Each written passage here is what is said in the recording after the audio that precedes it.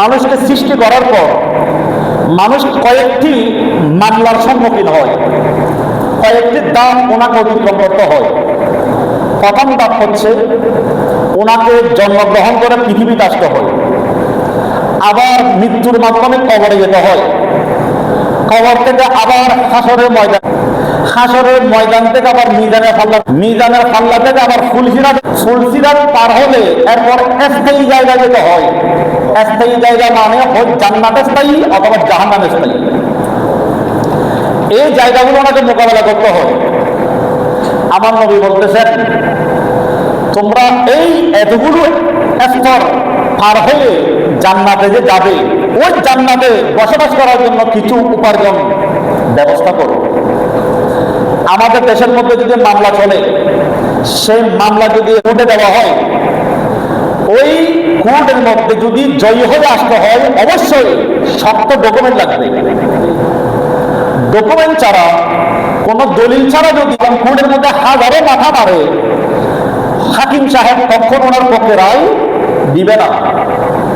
কারণ একজন মানুষ পাগল হলেও সে জানে কোর্টের মধ্যে যখন বিচারের কাজ শুরু হবে, সে বিচারের কাজের মধ্যে অবশ্যই আমাকে শক্ত দলিল ডকুমেন্ট উপস্থাপন করতে হবে, না হলে আমি হেরে যাব। আমি হেরে গেলে আমার উপর শাস্তি যা নির্ধারণ করা হয় তা আমাকে ভোগ করতে হবে।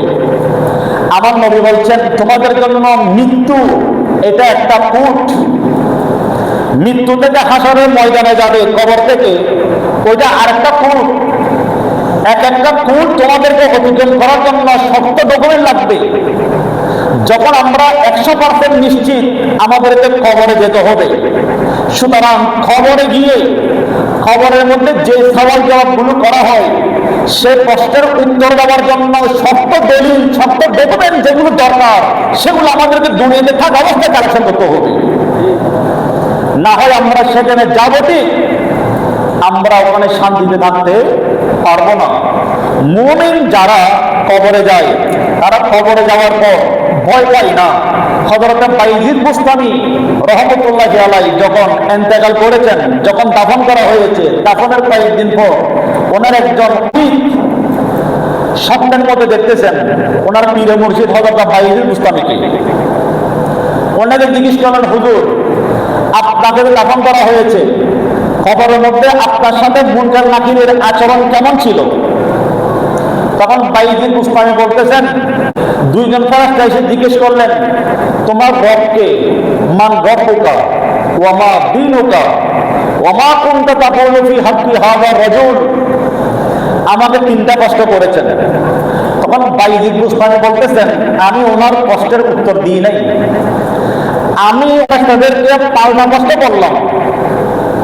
আপনি প্রথম প্রশ্ন করেছেন তোমার রবকে।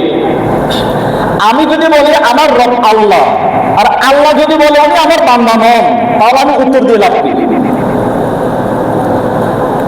এখন কি করতাম? বললেন আপনারা আল্লাহকে গিয়ে জিজ্ঞেস করেন, আমি ওনার বান্দা কিনা। সুবহানাল্লাহ বলেন না। আমাদের সাধারণ কোনো মানুষকে যদি কষ্ট করে প্রশ্নের উত্তরের এবং উল্টা দেওয়া দূরের কথা, ওনাদেরকে দেখলে তো অবস্থা খারাপ হয়ে যাবে। আর উনি বলতেছেন আল্লাহকে গিয়ে জিজ্ঞেস করে আসুন আমি ওনার বান্দা কিনা। তখন ওই দুই ফেরেশতা গেলেন আল্লাহর কাছে, আল্লাহ আপনার ওই বান্দা বাইজিদ বুস্তামি আপনার নিকট পাঠিয়েছেন, জিজ্ঞেস করলাম আপনার রবকে, উনি উত্তর না দিয়ে আপনার কাছে পাঠিয়েছেন, আপনি স্বীকৃতি দেবেন উনি আপনার বান্দা কিনা। আল্লাহ বলতেছেন, হ্যাঁ উনি তো আমার বান্দা।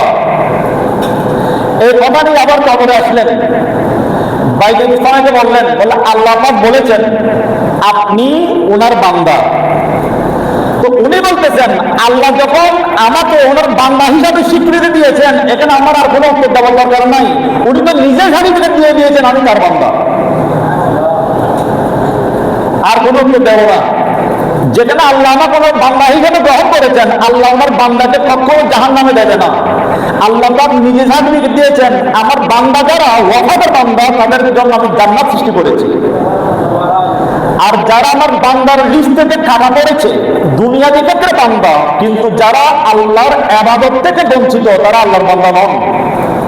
তাদের জন্য আরেকটা পর্ব আছে, যখন মুনকার নাকির প্রশ্ন করবে এই তিনটা প্রশ্ন, মা কুনতা তাকুলু ফি হাদার রাজুল, হাদা বলে যখন ইঙ্গিত করবেন এই ব্যক্তিটিকে, বলার সাথে সাথে আমার নবীর রওজা শরীফের সাথে ওই ব্যক্তির কবরের সাথে একটা সুরঙ্গ করে দেওয়া হবে, একটা দরজার মতো করে দেওয়া হবে। আমার নবী ওই বান্দার দিকে তাকাবে, ফেরেশতা বলবে এই ব্যক্তিটিকে, যদি উনি আমার নবীর প্রেমিক হয় উনি বলার আগে আমার নবী বলবে উনি আমার উম্মত। এই ধরনের নিয়ামত কাদেরকে দেওয়া হবে? হাদিসে পাকের মধ্যে আসছে আল জামি সগীর, আরেক হাদিসের মধ্যে আসছে কানজুল উম্মাল। এই দুই হাদিসের কিতাবের মধ্যে একটা হাদিস শরীফ আসছে, আমার নবী ইরশাদ করেন মান সাল্লা আলাইয়া ফি ইয়াউমিন আলফা মাররা লাম ইয়ামুত হাত্তা ইউবাশশিরাল জান্নাহ, যে ব্যক্তি দিনে 1000 বার আমার উপর দরুদ শরীফ পাঠ করবে সে ব্যক্তি যতক্ষণ পর্যন্ত জান্নাতের শুভ সংবাদ পাবে না ততক্ষণ তার মৃত্যু হবে না।